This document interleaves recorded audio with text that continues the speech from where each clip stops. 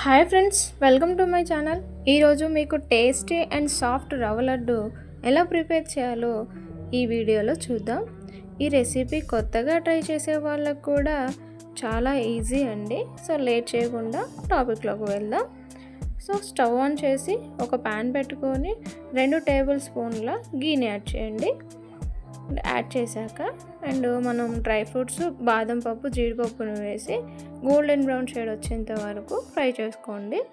And వీటిని పక్కగా వేసి కిస్మిస్ని కూడా యాడ్ చేయండి. కిస్మిస్ని బాగా ఫ్రై చేయాలి అండ్ అవి పఫీగా అయ్యేంత వరకు కూడా ఫ్రై చేస్తూనే ఉండాలి.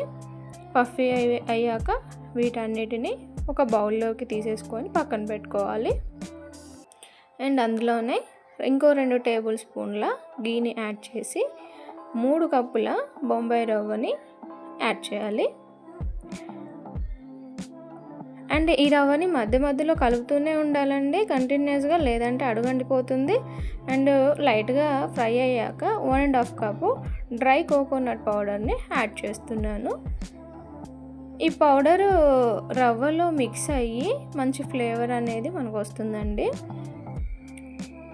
ఫ్రై చేశాక అండ్ గోల్డెన్ బ్రౌన్ షేడ్ వచ్చాక 1/2 టేబుల్ స్పూన్ ఇలాచీ పౌడర్ వేసి 2.5 కప్స్ షుగర్ యాడ్ చేయాలి.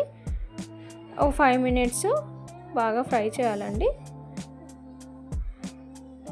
షుగర్ రవ్వలో బాగా కలిసేలా ఫ్రై చేయాలి. అండ్ ముందుగా రోస్ట్ చేసి పెట్టుకున్న డ్రై ఫ్రూట్స్ని కూడా యాడ్ చేయాలి.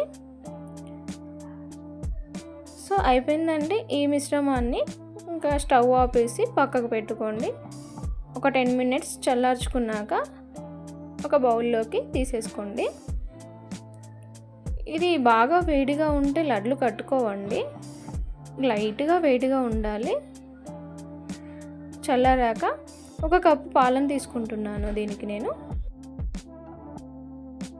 మీకు ఇష్టమైతే మధ్య మధ్యలో నెయ్యిని కూడా వేసి లడ్లు కట్టుకోవడమేనండి. ఇలా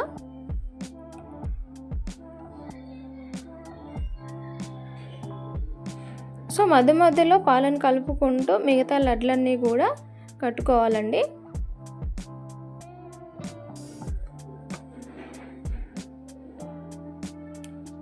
సో చాలా ఈజీగా ఉంటుందండి, ఒకసారి ట్రై చేస్తే ఈజీగా వచ్చేస్తుంది. అండ్ అంతే అండి, చాలా టేస్టీగా ఉంటాయి. ఒకసారి ట్రై చేయండి. అండ్ ఈ వీడియో నచ్చినట్టయితే like and share and subscribe.